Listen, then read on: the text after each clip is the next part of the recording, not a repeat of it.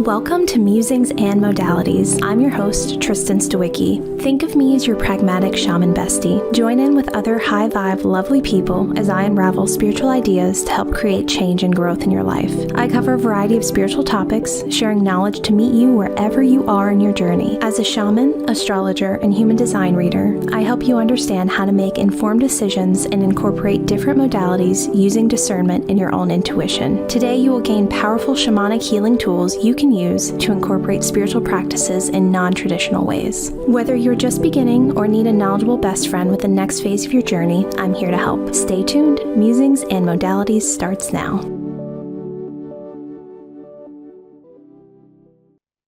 Hi, everyone, and welcome to Musings and Modalities. I'm Tristen Stawicki, shaman with an MBA, and I'm thrilled to share today's topic, Beyond Quantum, Ancestral Healing, and Magnetic Messaging, a soul-level journey with Alexandra Raquel Hughes. Alexandra is a feminist cultural weaver, a soul guide, and the founder of Connectada. Her business is a cultural reclamation project devoted to reviving earth-rooted feminine leadership through sacred ceremony, decolonial storytelling, and spiritual practice. What an incredible calling and an incredible mission. Welcome to the show. Thank you so much for being here. Oh, Tristen, thank you so much. What a beautiful introduction. I appreciate that. Of course. And so I wanted to start off with your healing practice, right? And really start defining and kind of helping the audience work through some of the terms that I said in your intro. And you use Beyond Quantum kind of along with other techniques to help your clients have breakthroughs and move through their current challenges and current realities. And so could you kind of define what that is a little bit for, our audience and talk about why it's so impactful? Mm, I would love to start there. So, beyond quantum healing, I'll give you the official definition. I actually have it up on my screen. Love. It's a holistic healing modality that combines various spiritual, metaphysical, and hypnosis techniques to facilitate healing and self-discovery. And beyond quantum healing, or BQH practitioners, use this combination of regression therapy, guided imagery, and intuition to help individuals explore their subconscious mind and access these higher states of consciousness to promote healing on the physical, on the emotional, and on the spiritual level. So that's kind of the official, that's what you'll find if you type into Google Beyond Quantum Healing. The way I do it is a little bit different. I weave in ceremonies. So I will create sacred space before we enter into the experience, and then I use ritual throughout. So my clients come in and we have a prep call, and where we kind of plant seeds around what they'd like to get out of it. And then I set up after that prep call, once I've got some clarity around where they find themselves in their life, what they're looking to get out of it, but also who their people are, like what their heritage and lineage is. I'll set up an altar. So I set up an altar for my clients and their people. And then when we actually step in, and that kind of is like the beginning of the Mhm. process. That's the kind of the opening of the journey. And then we begin the actual Beyond Quantum Healing session, or what I call soul journey, because that's what it comes to feel and look like for my clients. We set up a sacred space, so that involves really rooting into the land and acknowledging the land with an official land acknowledgement, and honoring, calling our ancestors in, honoring guides and ascended masters that we see as divine. So we kind of surround ourselves with these protective forces. And then we use a particular ritual called the water alchemy intention setting ritual to set our intentions for the session. And then I'll step into the hypnosis technique to take clients into that deeper state of theta wave relaxation. So theta wave is known as kind of the gateway to the subconsciousness. You know, our mind has these different levels of brain wave, and that theta wave is the one that takes place during drowsiness, that kind of light sleep meditation. It's sort of that deep daydream state, and it's very much tied to intuition and memory and creativity. And so we find ourselves, or I support them to come into that place. And then it will feel for them like they're entering a dream while awake. And so I'll help them to navigate this dreamscape. So they kind of go from scene to scene to scene. And what I found is that all the different scenes hold a message for them. And very often that message is in response to the intention. And because the soul speaks in metaphor or in symbols, some of those messages come out as like crystal clear, and others might take a little while to make sense of. So the experiences really vary. I've had experiences that have been really efficient. Like someone will come to me and say, my intention is to find out A, B, and C. And then they'll have three scenes, and the three scenes will respond to A, B, and C. And others are a little bit cyclical and all over the place, and it takes, a little bit longer. And sometimes clients will go into their past lives, and other times they'll step into scenes of ancestral lineage. Sometimes they'll go to Atlantis, like, or into a pyramid, an ancient pyramid. So, and sometimes they'll kind of find themselves experiencing themselves as a tree or a whole other being. So it really does vary a lot. But in in cases where healing is needed, there's and most often there is healing needed, like in some capacity. Um, the soul and the subconscious mind leads you to a place where healing is invited, and so you might find yourself floating in a bubble of light, or the sun shining. This happened in my own, the sun shining down on you in a way that is very cleansing and Mhm. that feels warm. um, Many have come out of it feeling their relationship, well, with themselves is healed in some capacity, others were relationships with others. Some have had messages around the future. I had a woman who Wow. deaths in her family was predicted, so she was Mhm. able to prepare for them. Other ones had explanations around why babies were born or miscarriages happened. So, you know, the truth is that we live in this material realm, and even me, like, it doesn't matter how many I do, I'm always a little bit blown away. Mm. And it just feels as though in that space and time, the ancestors and our guides are there to support. We can call it our subconsciousness, we can call it our soul voice, depending on our personal frameworks, but they're there to support us to gain this deeper sense of consciousness. And I record them because in my training, I learned that after the fact, if you listen to the recording, you can actually, the healing is deepened and the Mm. messages are clarified. So, yeah, it's a 2.5 or a 3 hour session, and it's very much like a dream. So it feels like it happens in a snap. And yeah, it feels like magic to me. That's beautiful. Yeah, And it is a beautiful experience. yeah, no, that's so lovely. I think I want to touch on a couple threads. So, with this beautiful kind of container you have, most people, I'm assuming, feel that like that warmth, that safety throughout, right? Which is key to make sure that their physical body feels safe enough to go into that subconscious level of healing.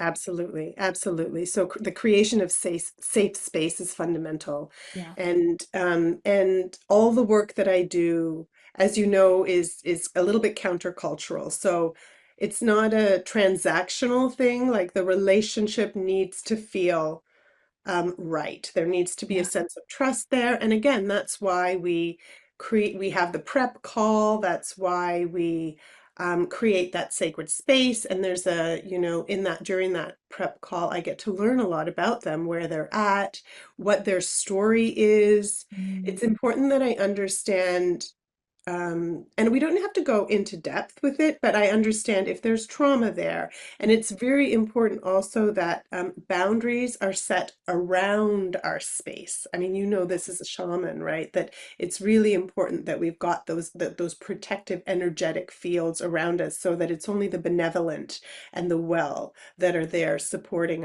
our journey. Absolutely. Yeah.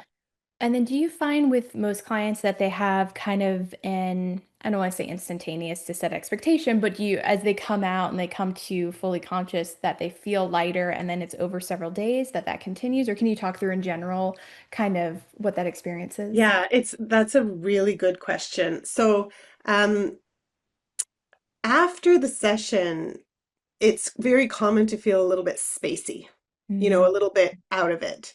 And so I encourage my clients to ground themselves. And that could look like going outside and putting their bare feet on the ground. It could look like eating something. I encourage them to drink a lot of water, maybe going for a walk, like really to be in their body and not necessarily step into an Excel sheet, right? Or write that report, right? I often encourage them to set time aside afterwards to really come into the earth element mhm. of themselves. And sometimes the metaphors or the messages are so clear that it's an immediate, like, oh, that's what I'm supposed to do, or oh, that's what that was about, right? But then other times it takes days. So I guess the answer to your question is it varies. Like other times it will take a few days or a few weeks for you to figure out, and sometimes a sign will follow, like a sign from you'll see something in your experience, like in your dream. I don't know if I should call it a dream, but you know what I mean, like Yeah. in that healing experience, and then it will visit you afterwards, like Wow. in the real world, which will be like a confirmation, or you can then associate it with something. We live in this world where everything is so uh, literal, or like it's numbers and it's words, Mm. right? And so we haven't learned the language of myth or the language of metaphor. And so this is an opportunity to learn and to deepen our not only our intuition and our self-trust, but to learn that language of myth and of metaphor and how the universe speaks to us. I love that. No, it's so beautiful. And there's nothing I feel like more powerful than that understanding and that connection, right, to your soul. That's why we're here, to explore that, connect further, and everything in that. Yeah, yeah, that's right. We're just human souls in human bodies living this crazy meat body experience. Definitely. And I know that you've been expanding your own understanding of ancestral healing and reconnection to lineage. I'd love to really hear your take on the power of ancestral healing that you've experienced and maybe a few ways that folks can reconnect with their lineage through ritual. I'm so passionate about it right now, Tristan. Yeah. Um, in fact, this weekend, on my mother's birthday, November 1st, which is also Day of the Dead, and she honored her ancestors herself, Yeah. in her own way. I actually experienced an ancestral healing session with a practitioner, and it is my intention to train to become a practitioner. I'm like in progress, right? But so right now I'm studying with a school called Ancestral Medicine, and it's founded by a man called Daniel Foor.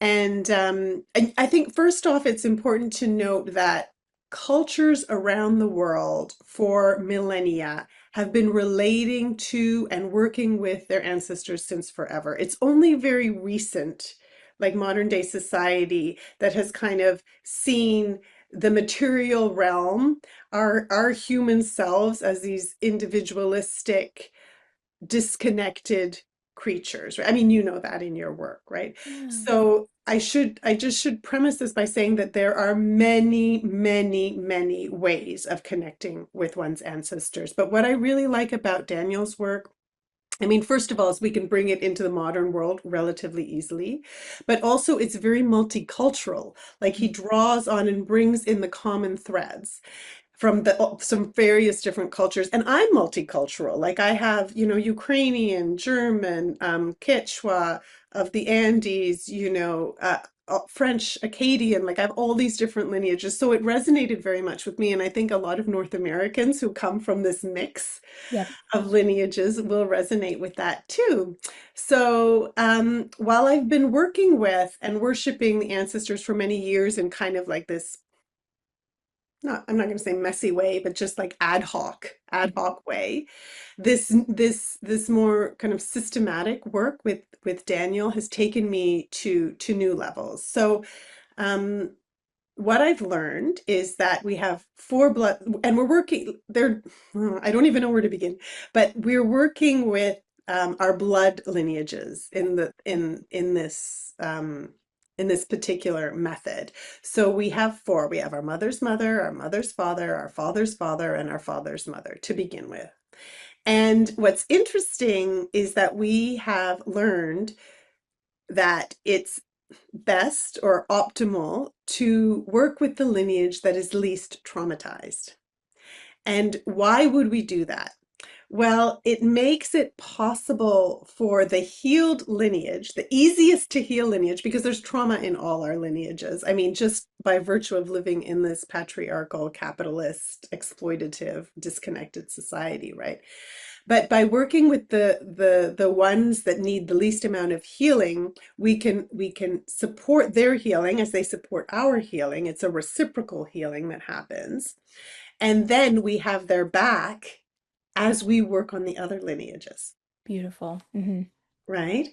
So we're looking to call in whenever we work the ancestral energy that's good and well. So good and well, what does that mean? So, I spoke that there's like trauma in all our lineage, and um, the more that it builds upon itself historically, the harsher it sits for the ancestors. And this is so we've got the four lineages, but then it's not as though we work with our grandmothers or our great grandmothers. I mean, we work with those far back enough that there's less buildup. Does that Mm, make sense? it does. It's Yes. like it's necessary to go further back because those whose names we can't even remember because they aren't in the genealogical family tree at all, who lived before times of colonization, to a time when in fact they were working with their ancestors and they were living in sync with the land. Those are the ones that we begin to work with, and they're the ones that help us to heal the line between them and us. No, it's beautiful. It makes complete sense. Right? Yeah. Yeah. So um it's just, and what's so interesting about it, I mean, I've been working with the a male elder in my indigenous Germanic tribe. So my mother's father is of German descent, and probably my guess is often the sort of white male has had the least trauma. Let's just say, at least that's Yeah. what came up Yeah. for Yeah. me. And so I refer to him as like the great father, and he's this entity that holds this good and well energy of my lineage, and I connect with him almost like pretty regularly now, which is super cool. Oh, But what it's meant for me, and I think, we go through this life feeling like, I mean, first of all, we're conditioned to believe that we're these individuals, and there's this cowboy mythology, right? Like the individual who builds up their own life. This is mhm. particularly true in this North American ethos. But what it's meant for me is that now I have this, even if I am on my own as a woman in the world, right? Which I'm not. I've got family, I've got friends, but there's this sense of unwavering support and trust in the decisions that I take and in the direction that I'm going, and the sense that I feel safe and held in my life. And that is huge. Mm, And I don't know if like I don't have to really explain how that feels, but I want to invite your listeners to imagine what life would feel like if they felt like they had this internally wise cheerleading squad who had their back. It's so different, and it just highlights how everything is, figure outable. And there's mhm. also this incredible sense of belonging and purpose that those who handed you the baton are cheering you on. That's really, really lovely. Absolutely. And that level of support, especially when you're going through hard times and you're like, I don't know exactly who to turn to in the physical world, to have those spiritual cheerleaders, right? And that whole lineage backing you, especially if it's gone through the journey of healing, is beyond, especially because they've probably given you gifts that maybe you can highlight and use during that time and things like that. So that's lovely. I do want to hit on, unless you had anything, any last thoughts on this topic before we switch gears. Mm, That's No. beautiful. Thank you so much for sharing that. It's so exciting to hear and a perfect time to kind of share that. I know as part of your offering, we have this very like ceremonial, ritual, like beauty element of going into that dreamlike state, going into that subconscious state. And then you have this other part of your offering and business, which focuses on messaging and really achieving that magnetic messaging to attract soul aligned clients. And you even hit on like the work you do isn't transactional, right? And I wish more and more people would say that out loud because it's not, and it's experience of healing. So I'd love to hear kind of what are the biggest pitfalls you see business owners that they either do on social media or wherever they are that are maybe even repelling their kind of soul aligned clients. Mm, yeah. We just, well, first of all, as business owners, we just always have a lot going on, right? And we're in charge of everything, right? We're in charge of the marketing, the deliverables, the systems, the admin. And because our business is our baby, we're enmeshed a lot of the time and it's on our mind all the time. And on top of that, we happen to live in this really noisy world, right? A world where we're told how to do business, and that how includes doing all those things, but it's also we're kind of, we've got social media coming at us, and I think there's this, it's very easy to become dispersed and spread too thin and compare ourselves to others and to kind of metaphorically throw spaghetti at the wall in hopes that something will stick. And I think this is really true in the way we market, and part of that in the way we message, the way we communicate our message to the world. So we're told to post daily or more than daily on all the platforms and to get on as many podcasts as possible and to, speak in front of as many people as possible. But it then becomes often about quantity and not about quality. And it becomes about mindless scattering and doing as opposed to like a really discerned and focused selection of who you're getting in front of and specifically what you're saying. So for brand messaging, this kind of scattered and mindless approach that is often born of like, again, this prescriptive way of growing your business or this um, comparison towards of others of other businesses is it's absolute suicide. So the first thing you want as a business owner is clarity around what you do and who you do it for and how you add value. And you really want for this to reach your clients quickly. So that's why your brand messaging is so important. And core brand message is really, it needs to be repeated over and over and over again because the person on the other end is likely overstimulated just the way you are. But it can be presented in different packages, and you can select what package that is depending on you and what you enjoy doing and what resonates with you and your people. So to select whether you're going to do the podcast or you're going to be on social media, and there are different seasons as well. But we need to be really clear and consistent with these messages so that our ideal clients and those, when I say that, it's like those for whom there's like an emotional and energetic resonance so that they connect with and they remember us. So I think the biggest pitfall like to communication, whether it be about social media or interviews, is that inconsistency and communicate like the inconsistent and maybe scattered communication. I think it's better not to be on social media if you're going to be wasting your time there and you're not highlighting your unique value in your business. Wow. So, like, I think that like three important things maybe to remember around magnetic messaging is, can I speak a little bit to how like we have been marketed to? Absolutely, please. Yeah. Yeah, so I think, the marketing that is out there and that drove me to do sort of more feminist, ethical marketing and messaging myself is really based on something called persuasive psychology. So they took this school of persuasive psychology and they flipped it around And they started using persuasion and manipulation and scarcity and urgency, That one. like Yep. sense of lack to sell, you know.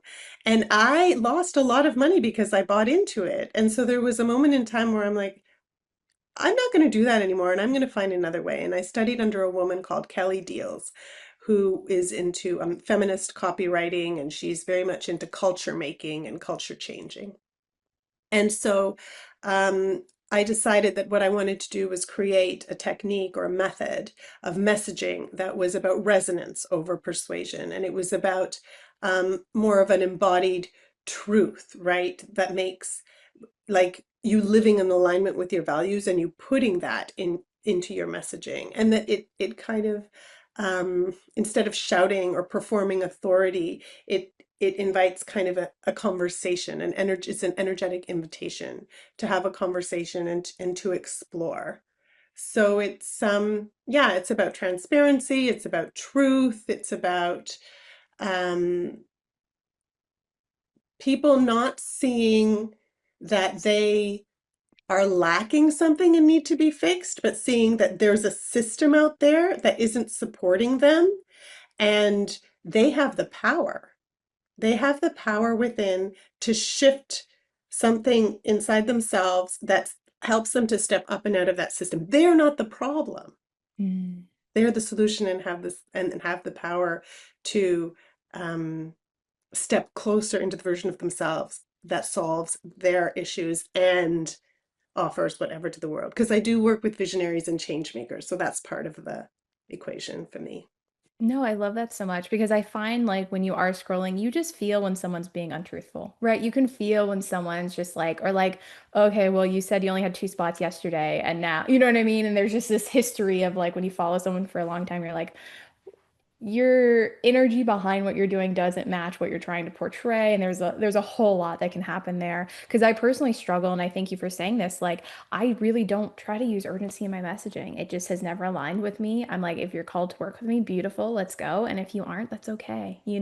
Hopefully using this platform I can show you a bunch of other people that may align with what you're trying to do in this world. But not all money is good money, and I just want to be very honest about that, and don't accept every client that comes to you, and don't try to work with everyone you see that maybe other people have had great results from if it's not a match for you. Absolutely. Absolutely. You know, it needs the energy. And I think that today we're working with conscious consumers, or at least Mhm. you and I are, Yeah.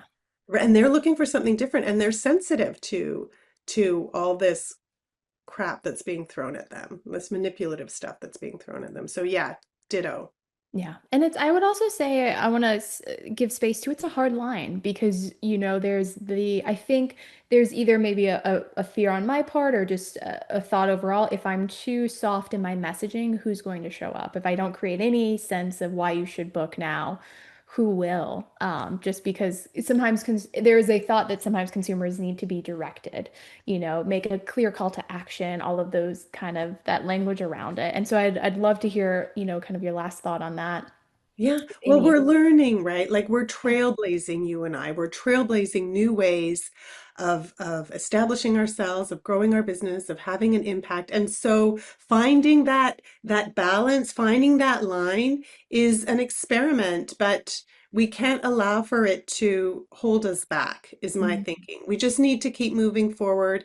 And if we get that feedback, then we respond because we're in relationship, right? This Mhm. isn't about pretending that we're something that we're not. Oh, beautiful. Does that Thank make you. sense? It does, absolutely. And our last minute, I just wanted to thank you so much for being here. It was such a beautiful conversation, so many kind of pearls of wisdom and how to live and move differently in many ways, which was beautiful. Where can the audience find you? Thanks, Tristan. So my website is conectada.world. So conectada.world. And you can find me there and you can learn all about what I do. I've got a free The Cycle, which it's like an opt-in, and you would join my email list when you would get it, but it's like a little workbook that supports cyclical living, which was my first entry point into this more aligned, rhythmic way of being that then led me into this world of feminine leadership. So, yeah. Beautiful. Oh, Thank you, Tristen, for having me. I really appreciate this. It's really been fun. Oh, same, same. And thank you all so much for listening and watching. Please tune in the second and fourth Thursdays of each month at 3:30 p.m. Pacific, 6:30 p.m. Eastern for more fabulous episodes. Thank you so much. You've been listening to Musings and Modalities with me, Tristen, your pragmatic shaman bestie. For more powerful healing tools, join me every second and fourth Thursday at 3:30 p.m. Pacific on Transformation Talk Radio. I cover a variety of topics to meet you wherever you are at on your spiritual journey. Learn techniques to work with pendulums, past life healing, astrology, and more. Please share the show and subscribe for more guidance from your pragmatic shaman bestie at musingsandmodalities.com.